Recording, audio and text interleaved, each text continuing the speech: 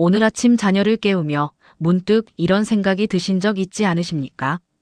이 아이가 도대체 어디서 이런 성격을, 어디서 이런 재능을, 어디서 이런 습관을 가져왔을까 하고 말입니다. 부모인 자신과는 전혀 다른 모습을 보일 때, 형제자매인데도 천양지차인 성향을 보일 때, 혹은 어린 나이에 보이기 어려운 깊은 지혜나 특별한 능력을 드러낼 때 말입니다. 어떤 아이는 태어나자마자 유난히 자비로운 마음을 보입니다. 길에서 다친 동물을 보면 눈물을 흘리고 어려운 사람을 보면 자신의 용돈을 선뜻 내어주려 합니다. 부모가 가르치지 않았는데도 말입니다. 또 어떤 아이는 어려서부터 불상을 보면 자연스럽게 합장하고 절에 가면 누가 시키지도 않았는데 스님들께 깍듯이 인사를 올립니다. 마치 전생에 수행을 했던 사람처럼 말입니다. 반대로 어떤 아이는 아무리 타이르고 가르쳐도 화를 잘 내고 욕심이 많고 다른 사람을 질투하는 마음이 유난히 강합니다. 착한 부모 밑에서 자랐는데도 말입니다. 이런 모습들을 보면서 많은 부모들이 답답해하고 고민에 빠집니다. 내가 뭘 잘못했나, 교육을 잘못했나, 아니면 타고난 것인가 하고 말입니다. 하지만 법우님들, 부처님께서는 이미 2500년 전에 이 모든 의문에 대한 명쾌한 답을 주셨습니다. 바로 전생과 업보, 그리고 인연의 법칙에 대해서 말입니다. 오늘은 부처님의 지혜를 통해 우리 자녀들이 전생에 어떤 존재였는지, 왜 지금 우리 곁에 왔는지, 그리고 이 깊은 인연을 어떻게 이해하고 받아들여야 하는지에 대해 말씀드리려 합니다. 이 말씀을 끝까지 들으시면 자녀를 바라보는 시선이 완전히 달라질 것입니다. 그리고 지금까지 이해할 수 없었던 자녀의 행동이나 성격이 왜 그런지 깨닫게 되실 것입니다. 무엇보다 자녀와의 관계에서 어떤 마음가짐을 가져야 하는지 분명해지실 것입니다. 첫 번째로 우리 자녀들이 전생에 어떤 수행자였는지에 대해 말씀드리겠습니다. 법화경에서 부처님께서는 이렇게 말씀하셨습니다. 중생들은 무량겁 동안 육도윤회를 거듭하며 서로 부모와 자식의 인연을 맺어왔다. 지금 내 앞에 있는 이 사람도 전생에는 나의 부모였고 저 사람은 나의 자식이었노라. 이 말씀의 깊은 뜻을 헤아려 보면 지금 우리 곁에 있는 자녀들이 단순히 우연히 태어난 것이 아니라는 것을 알 수 있습니다. 특히 부처님께서 제자들에게 말씀하신 바에 따르면 어린 나이에도 불구하고 유난히 자비로운 마음을 보이는 아이들이 있습니다. 이런 아이들은 10중 8구 전생의 보살도를 실천했던 영혼들입니다. 실제로 많은 부모들이 이런 경험을 합니다. 5살밖에 안 된 아이가 길에서 구걸하는 할머니를 보고 자신의 과자를 모두 드리거나 다친 새를 보고 며칠을 간호하며 눈물을 흘리는 모습을 보게 됩니다. 이런 자비심은 하루아침에 생기는 것이 아닙니다. 전생의 수행이 깊이 배어있기 때문입니다. 또한 어떤 아이들은 어려서부터 불경을 들으면 신기하게 집중하고 절에 가면 자연스럽게 예의를 갖춥니다. 부모가 특별히 불교 교육을 시키지 않았는데도 말입니다. 이는 전생의 승려나 수행자로 살았던 영혼의 흔적입니다. 조선시대 서산대사의 기록을 보면 이런 일화가 나옵니다. 한 집안에 태어난 아이가 말을 배우기도 전에 합장하는 법을 알았고 3살이 되자 스스로 연부를 외우기 시작했습니다. 부모가 놀라 스님께 물어보니 그 아이는 전생에 깊은 수행을 한 고승의 환생이라는 답을 들었습니다. 하지만 여기서 중요한 것은 이런 아이들을 특별하게 여기되 교만하게 키우면 안 된다는 점입니다. 전생의 수행이 아무리 깊었어도 지금 이 생에서는 다시 처음부터 배워나가야 하는 존재이기 때문입니다.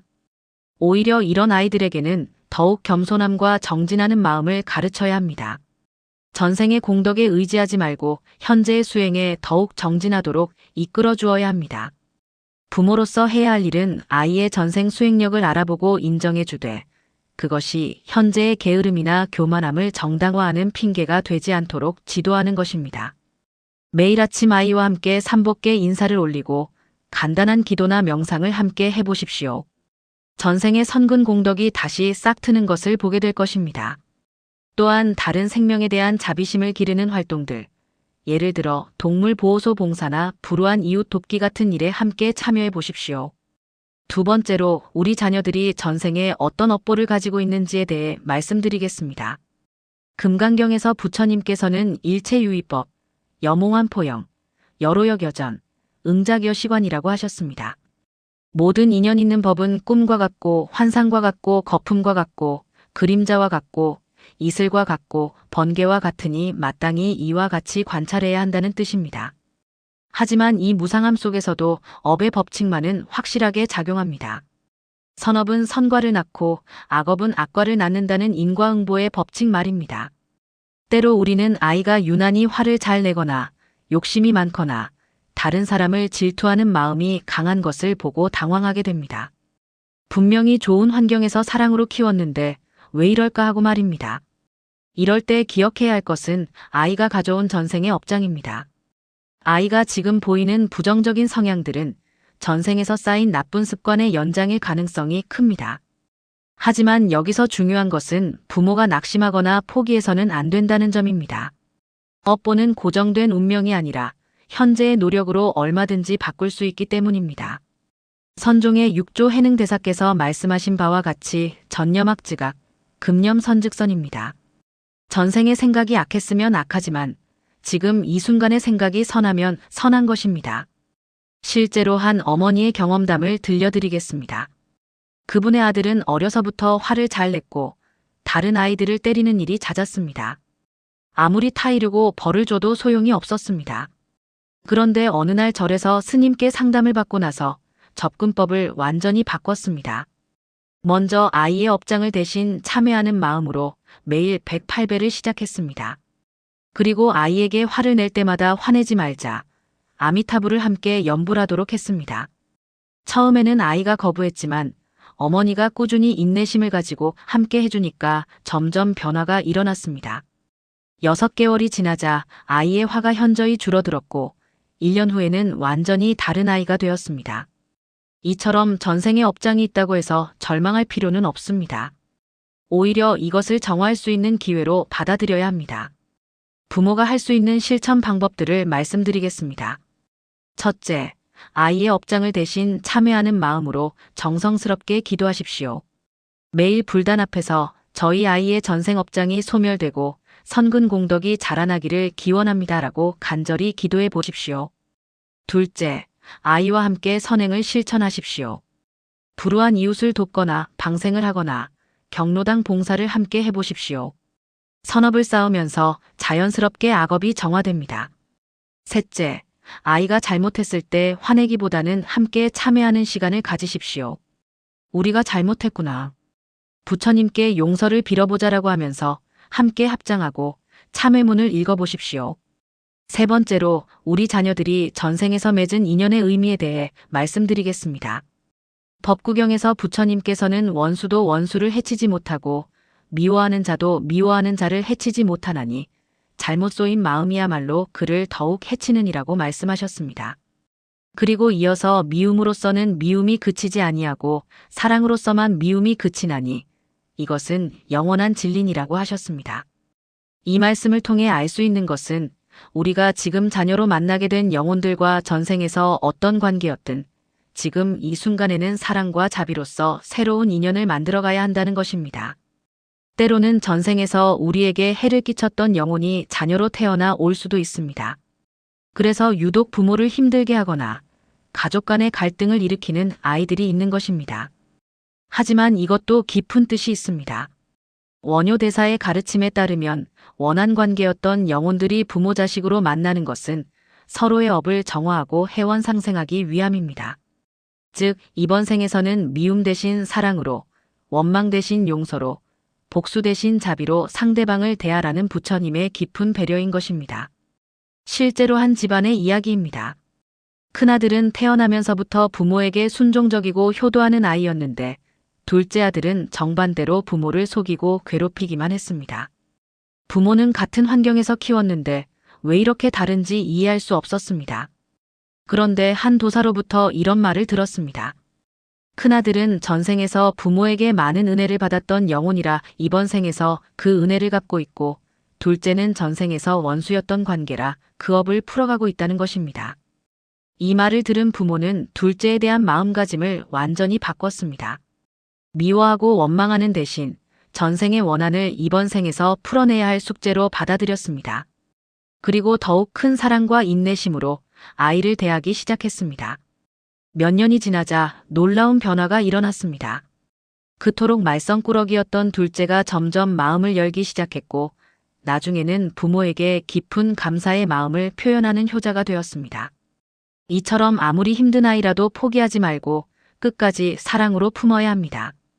그것이 전생의 업을 풀어가는 길이자 서로의 영혼을 성장시키는 길입니다. 구체적인 실천 방법을 말씀드리겠습니다. 첫째, 아이가 아무리 말을 안 들어도 이 아이도 부처님의 아들, 부처님의 딸이라는 마음으로 대하십시오. 둘째, 아이와 갈등이 생겼을 때 전생에 내가 이 아이에게 무엇을 잘못했을까를 먼저 생각해 보십시오. 셋째, 매일 밤 아이가 잠든 후에 오늘 하루도 우리가 서로 배우고 성장할 수 있게 해주셔서 감사합니다라고 기도해 보십시오. 네 번째로 우리가 자녀와 맺은 이 소중한 인연을 어떻게 완성해 나가야 하는지 말씀드리겠습니다. 화엄경에서 부처님께서는 일체 중생 계유불성이라고 하셨습니다.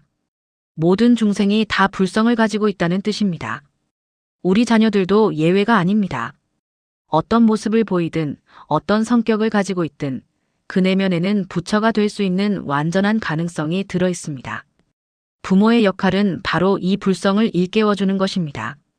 아이의 외적인 행동에만 집착하지 말고 그 깊은 내면의 불성을 믿고 기다려주는 것입니다. 선종에서 전해오는 이야기가 있습니다. 한 스승이 제자에게 이렇게 물었습니다. 진흙 속에 묻힌 연꽃 씨앗을 보고 무엇을 보느냐? 제자가 대답했습니다. 더러운 진흙만 보입니다. 스승이 말했습니다. 그래서 너는 아직 깨닫지 못한 것이다. 나는 그 속에서 아름다운 연꽃을 본다. 우리도 자녀를 바라볼 때 이런 눈을 가져야 합니다. 지금 당장 보이는 모습이 아무리 부족하고 문제가 많아 보여도 그 속에 숨어 있는 불성을 믿어야 합니다.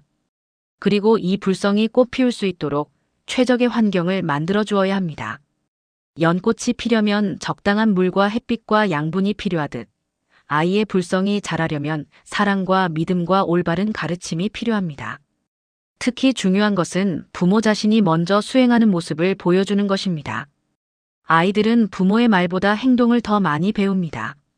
부모가 매일 불단 앞에서 기도하고 다른 사람에게 자비롭게 대하고 어려운 일이 생겨도 인내심을 갖고 극복하는 모습을 보면 자연스럽게 따라하게 됩니다.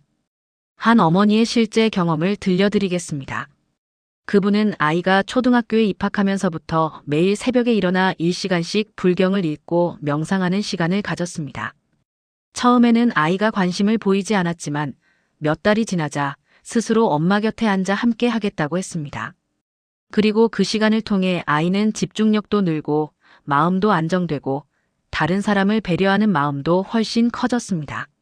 무엇보다 모자 간의 관계가 더욱 깊어졌습니다. 또한 아이의 관심사와 재능을 불교적 관점에서 해석하고 격려해 주는 것도 중요합니다. 예를 들어 아이가 그림을 좋아한다면 부처님의 아름다운 세계를 그림으로 표현해 보자고 격려해 주고 음악을 좋아한다면 참불가를 배워보자고 제안해 보십시오. 운동을 좋아한다면 건강한 몸으로 더 많은 중생을 도울 수 있겠구나라고 의미를 부여해 주십시오. 이렇게 아이의 모든 활동에 불교적 의미를 담아서 설명해 주면 아이는 자신의 삶 전체가 수행이라는 것을 자연스럽게 깨닫게 됩니다. 구체적인 실천 방법들을 정리해 드리겠습니다. 첫째, 가정에 작은 불단을 마련하고 가족이 함께 기도하는 시간을 만드십시오. 둘째, 아이의 생일이나 특별한 날에는 절에 가서 함께 기도하고 공양을 올리십시오. 셋째, 아이와 함께 불교 관련 책을 읽거나 법문을 듣는 시간을 가지십시오. 넷째, 일상생활에서 불교의 가르침을 실천하는 모습을 보여주십시오. 다섯째, 아이가 잘못했을 때도 화내기보다는 부처님의 자비로운 마음으로 교육하십시오.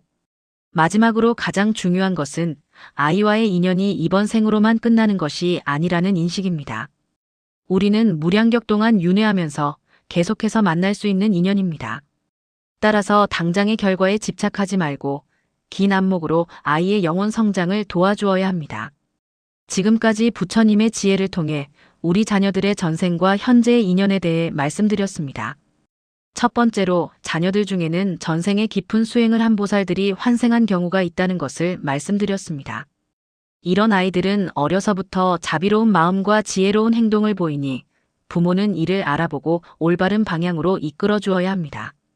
두 번째로 어떤 자녀들은 전생의 업장을 가지고 왔을 수 있다는 것을 말씀드렸습니다. 하지만 이것을 운명으로 받아들이지 말고 현재의 정성스러운 수행과 선행을 통해 충분히 정화할 수 있다는 희망을 가져야 합니다.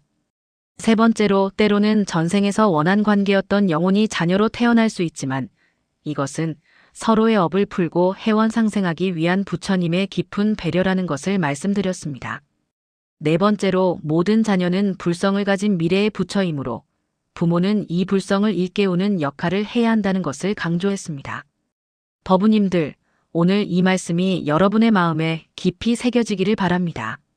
그리고 앞으로 자녀를 대할 때 단순히 내 아이가 아니라 전생부터 이어온 소중한 법연으로 미래의 부처님으로 바라보시기 바랍니다. 이 영상이 도움이 되셨다면 좋아요와 구독 부탁드립니다. 그리고 댓글로 여러분의 경험이나 질문을 나눠주시면 함께 배우고 성장하는 기회가 될 것입니다. 모든 부모와 자녀가 서로의 불성을 일깨우며 함께 성불의 길을 걸어가기를 서원합니다. 나무아미타불 관세음보살